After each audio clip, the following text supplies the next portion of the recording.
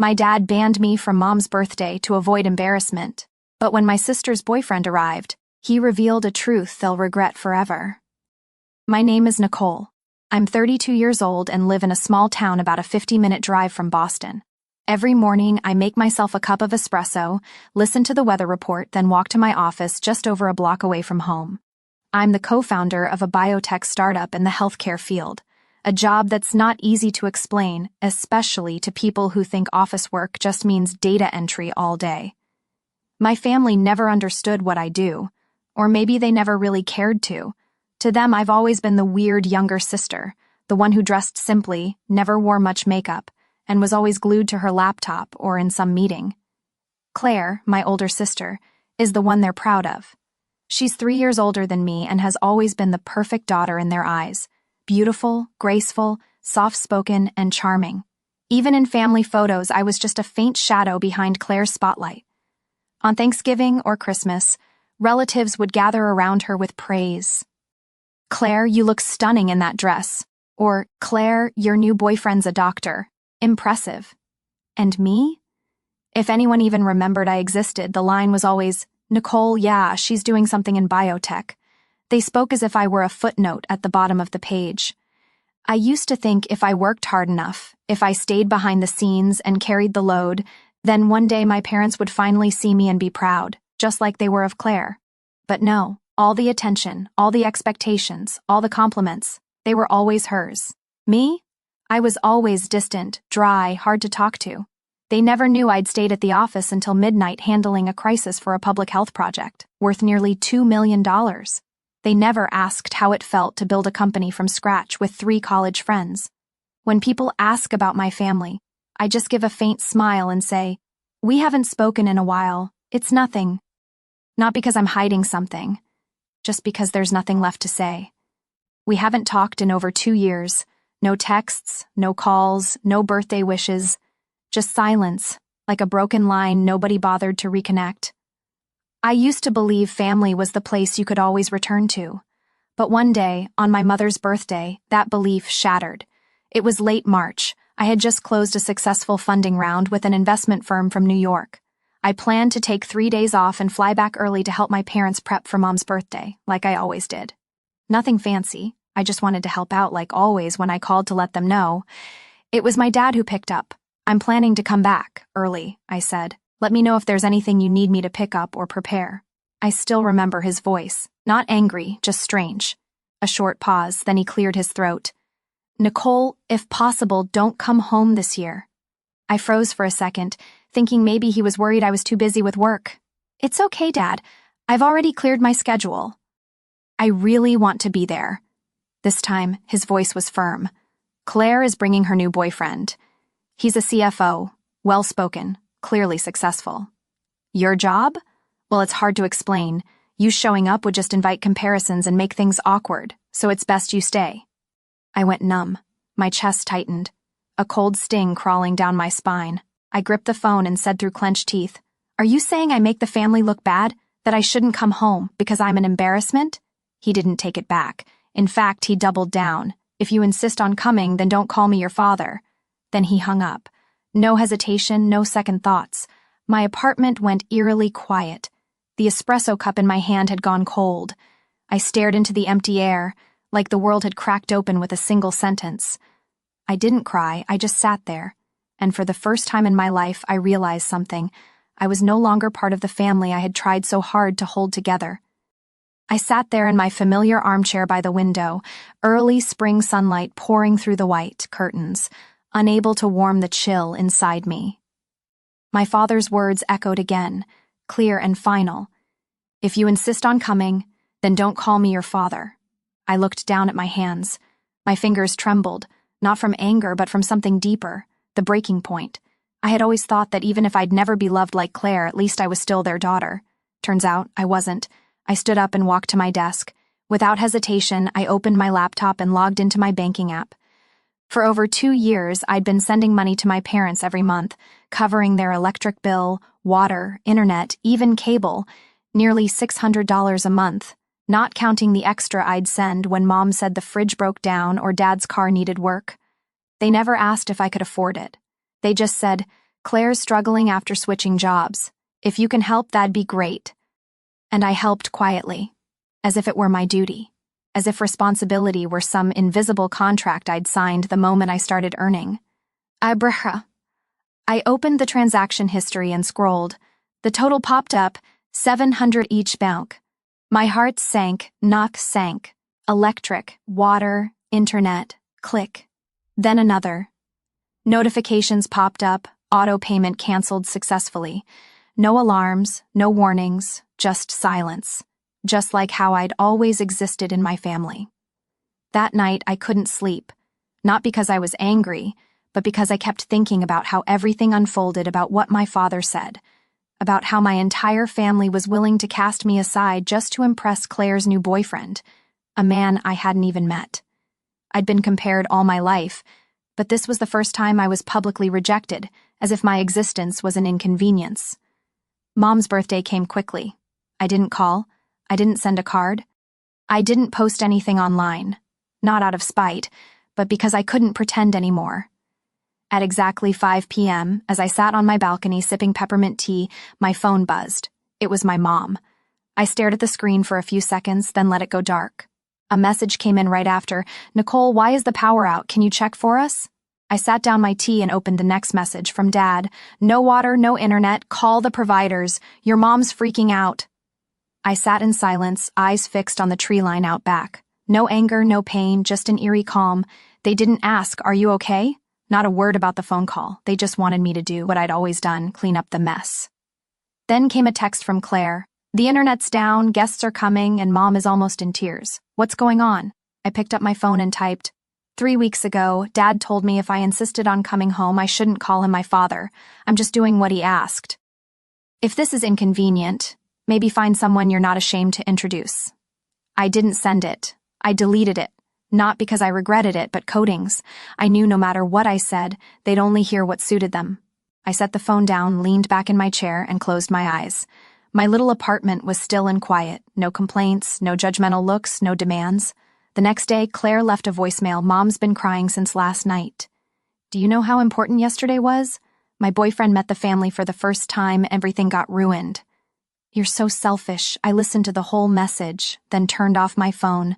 For years, I hadn't been selfish enough. Now it was time. I opened my work email and checked the weekend operations report. One subject line stood out: New Jersey staff transfer to Boston. Awaiting approval. I opened the attached list, skimmed through the names, and then I stopped. Liam Prescott. That name made my heart skip a beat. I remembered it because just 3 days ago, my mother had mentioned it. Claire's boyfriend, Liam, works at a major corporation. I squinted at the file. Current position, head of finance, New Jersey branch, transferring to Boston HQ. Approver, Nicole Warren, co-founder. I let out a small laugh, just a reflex. The world was smaller than I thought, and I knew what was coming had only just begun. I sat still in front of my laptop, hand resting on the mouse, my chest hollow, as if someone had taken a piece of my memory I'd clung to for too long. $15,720.00. Every cent of it paid by me, month after month, without reminders, without delays. And yet, not once had they said, "Thank you." Not once. I scrolled back through the payment list, the same lines repeating, $192.48 for electricity, $136.72 for water, $248.50 for internet and cable. Month after month, like I was their unpaid family accountant, unseen, unacknowledged, forgotten. I remembered the last phone call with my mom about a year ago when she called around midnight just to say, "Nicole, the bathroom pipe burst. Can you call someone? Claire's on vacation with her boyfriend. You're the only one left." It sounded harmless, but it was a bitter truth. I wasn't loved like a daughter. I was just the solution when the ones they truly cared about didn't show up, and now being told not to come home because my presence didn't look good, I finally understood. All these years, nothing I did was ever received with love. I was only remembered when a bill needed paying or a problem needed fixing. But when I needed something, no one was there. My phone lit up again. A message from my mom. Nicole, I know yesterday got a little tense, but if you could take care of the internet bill, that would be great. Claire is trying to keep things calm with the guests. I stared at the message like an outsider. No apology, no mention of the cruel rejection from my father.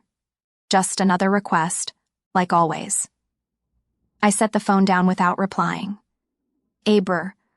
I stepped outside onto the porch, sitting in the wooden chair under the fading April sun. Boston wasn't warm yet, but the crisp air somehow made me feel clearer. I thought about Liam, Claire's new boyfriend, and now my incoming employee. The irony. My family excluded me from Mom's birthday because of him, while he was about to report directly to me. If life were a comedy, this would be its finest punchline. Aber. I returned to my desk and opened the email. The subject line stood out. New hire confirmation, Liam Prescott, transfer to Boston office. I clicked on the profile. Everything matched. Age, experience, degrees, a polished resume. Exactly the kind Claire would go for. Educated, established, charming on paper. I looked at the attached photo. Something familiar. Then I remembered we'd briefly met at a conference about 6 months ago. He shook my hand and politely called me co-founder Warren, but neither of us made the connection. Or rather, I never cared enough about Claire to know who the man beside her was. Now I had a choice, approve the transfer or deny it. But I knew I didn't need to do anything. Life had already written the perfect script. I just needed to sit back and see what would happen when Claire found out her boyfriend reported to the sister who embarrassed the family. Aber. The next day, Liam arrived at the office. He stepped into mine with a folder, his face slightly tense. When I looked up, his eyes paused on me, then widened in shock. "Nicole?" he asked softly. I smiled faintly, calm and composed. "Welcome to Pacific Genomics. I'll be reviewing the entire financial plan for this quarter. I look forward to working with you." Liam froze. His face flushed, then turned pale. No one in my family knew I co-founded this company. No one had ever asked what I really did. They just assumed I was some low-level desk worker. I said nothing more, just slid the contract toward him. Liam took it and quietly left the room. Aber. I leaned back in my chair. I wasn't happy. I wasn't sad. I just felt like the wheel had finally turned. And this time, I didn't have to say a word. The truth had spoken for itself. Aber. The morning of my mother's birthday, the Boston sky was unusually gray. A thick fog hung in the air, making everything look blurred, like the world itself was bracing for something to unravel. I poured myself a strong black coffee, sat by the window, and stared at the empty yard. I didn't plan to do anything. No texts, no calls, no birthday post. I just wanted things to play out exactly as they were without me. Aber. At 9 a.m., my phone buzzed. First message. From Mom, "Nicole, sweetheart, I think the power's out. Can you check for us? It's an important day." I placed the phone face down on the table. Same tone. Sweet, gentle, like nothing had ever happened, like I hadn't been told by my father that I embarrassed the family and shouldn't show up. 15 minutes later, a second message, this time from Dad, still no power. Water's not running either. Is something wrong with the payments? Call the provider now. Short, cold, no concern, no mention of me being excluded from the party, just a command, like I was still their logistics manager. I sighed. For 2 years, I'd never missed a single payment. Electricity, water, internet, cable. I canceled them all, one by one, the night my father hung up and severed everything because I was hard to introduce. And now, on the very day Claire was introducing her boyfriend to the family, the house was in chaos. No electricity, no water, no internet. Exactly as expected. By 11 a.m., the messages came flooding in. "Mom, Nicole, please, I'm begging you. Guests are arriving. Can you just help this once? Dad, no electricity. We can't cook. Where are you? Take care of this now. Claire, seriously. Nicole, today is special. Mom's about to cry. There's no internet. I can't call anyone. I'm losing it here. Can you stop being selfish?" I leaned back. My coffee had gone cold. The texts didn't make me feel vindicated. They didn't satisfy me. All I felt was emptiness. A quiet, unwavering emptiness. Then the phone buzzed again. A video call from Aunt Sharon, the only person in the family who still sent holiday messages, even if I rarely responded. I hesitated, then answered. Her old kitchen came into view, lit only by a phone flashlight. She looked tired, eyes slightly red. "Nicole," she said softly, Your mom's in a panic, the house is dark, everyone's running around and no one knows what to do. I said nothing, just looked at her. She paused, then added, not accusing, not defending, what happened? You've never missed your mom's birthday. I know you have your reasons, but say something. I took a deep breath, keeping my voice steady. My dad said I made the family look bad. Told me if I insisted on coming, I shouldn't call him my father anymore. What do you think I should do after that? Aunt Sharon froze. Her face changed in an instant. In the background, I heard noise. My mother saying loudly, she's probably just sulking. No one would be heartless enough to do this. Then a sharper voice. Claire, Liam's almost here. Someone called the power company already. I can't believe she did this to us today. I gave a slight, joyless smile. Aunt Sharon heard everything. She didn't defend anyone, didn't say a word. Hi, bruh. Then, unexpectedly, the screen shifted. A new face entered the frame. Liam, same neat suit, same polished expression as in his resume. He stared at the screen and blurted out, almost involuntarily, Nicole? Everyone went silent. You're Nicole Warren, the one who runs Pacific Genomics. I nodded, eyes steady, a long pause. Then Liam turned to everyone in the room. She's my direct superior and the one who approved my transfer to Boston. Stunned silence. Claire's jaw dropped. My parents froze. No one said a word. I calmly replied, hope your introduction today goes well. Then I ended the call. After the call, I set my phone down without another word. Outside the window, the dim afternoon light filtered weakly through the thick gray clouds. Everything around me was so quiet, barely felt real. No voices, no follow-up texts, no calls, just me and a strange, weightless sense of relief. After a truth revealed not by me, but by them, I didn't need to expose anyone.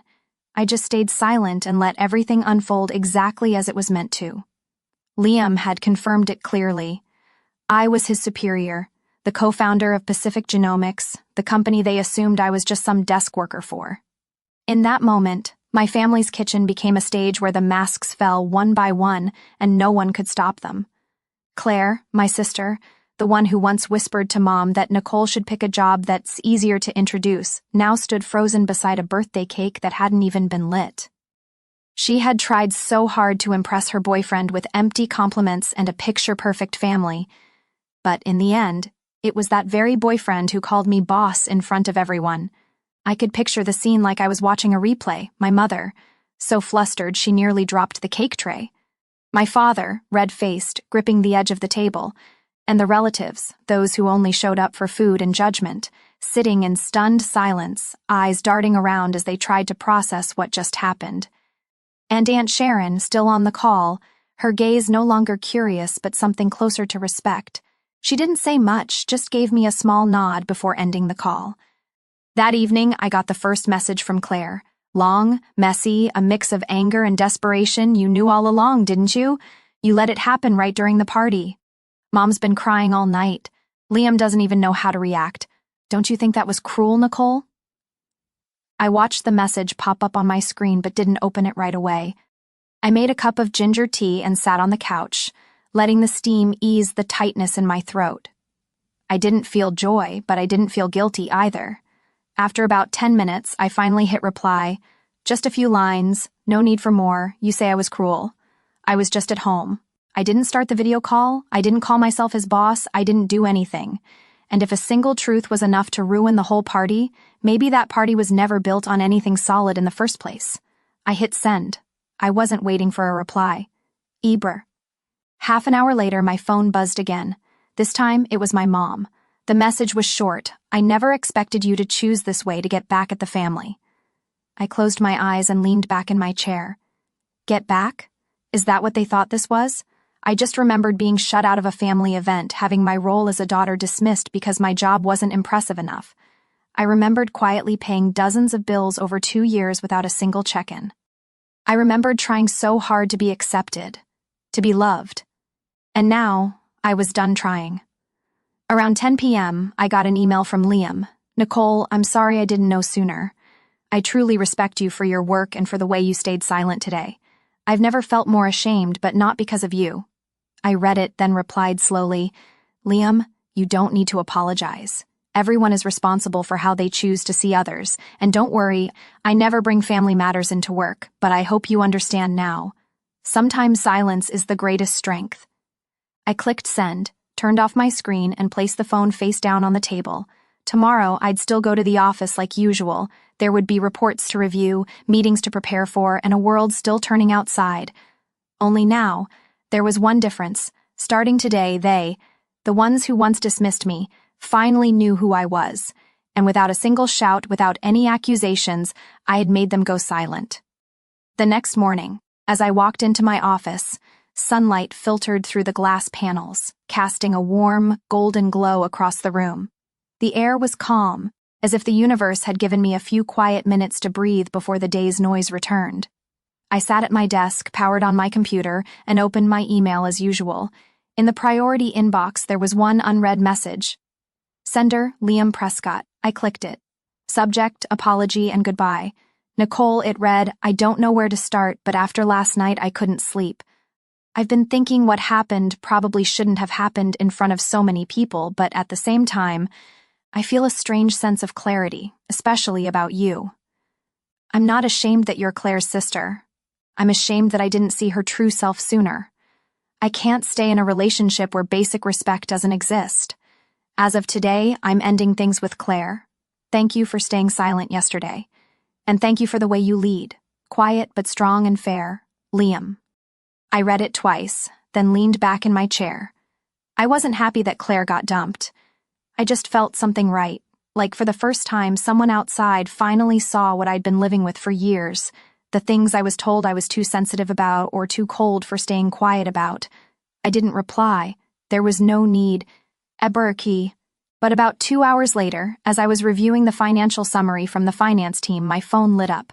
A message from Clare, Nicole, I know you're busy, but please can you talk to Liam for me? He's misunderstanding everything. I looked at the message, calm and unmoved. I didn't reply right away. Less than 5 minutes later, another message came through. You're his boss. You have influence. If you say something, he'll reconsider. Eberk. I stood up and walked over to the window, gazing down at the busy street below. All those years I had wished for just one message from Clare checking in when I was hurting. One word of encouragement when I failed. But there was nothing. And now that her relationship had crumbled, the person she turned to was me. Not to apologize, but to fix it. I returned to my desk and typed, Liam didn't leave because of anything I said. He left because of who you are. And maybe for the first time, he really saw it. Clare didn't reply immediately, but about an hour later a new message arrived, you're right. But I really don't want to lose him. I'll change this time. Please, just this once. I didn't respond. Not because I was angry, but because I was past the point of explaining. When I left the office that evening, the early spring breeze was still chilly, but the sunset cast a deep orange glow across the rooftops. I walked to the parking lot slowly, without hurry, without worry. Maybe for the first time in years I felt light. I hadn't sought revenge. I had simply lived my truth and let the rest reveal itself. Clare had brought this ending on herself.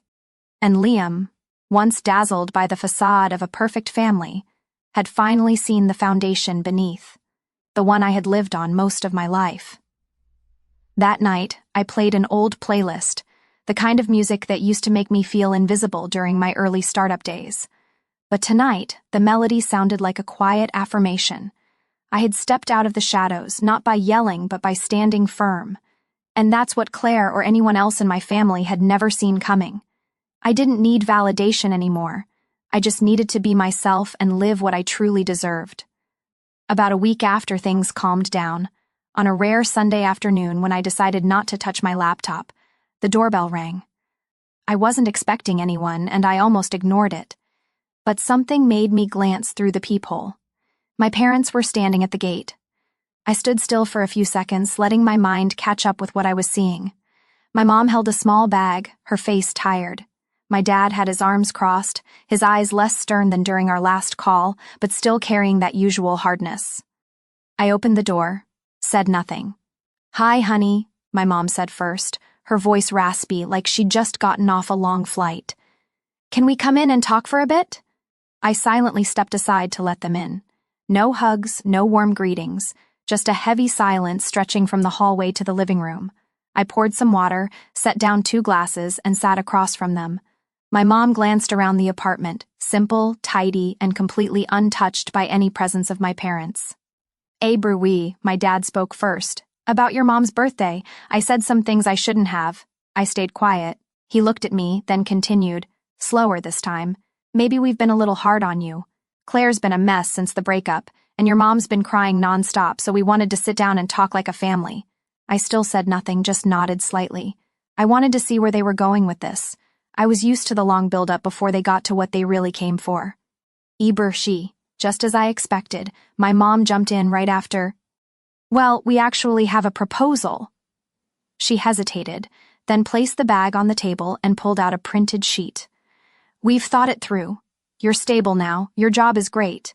If possible, we're hoping you could help us with a monthly contribution, around $2,000. Just enough to cover living costs, insurance, and some retirement savings." I looked up at her. $2,000 a month? My dad jumped in as if afraid I'd misunderstand. "It's not much for someone in your position. We're family, Nicole." I sat up straighter and kept my tone steady. "What about Claire?" My mom hesitated. "She's not doing well after the breakup. She's down. Work's not going great. We can't pressure her." I let out a soft laugh, not out of bitterness, just because it was all so familiar. Claire was always the one who couldn't be pressured, and I was always the one who could handle it. I looked directly at them. "If Claire agrees to contribute her part, $1,000, I'll consider it. But I'd need a contract, one that clearly states, when you both pass, all assets, including the house, will belong to me."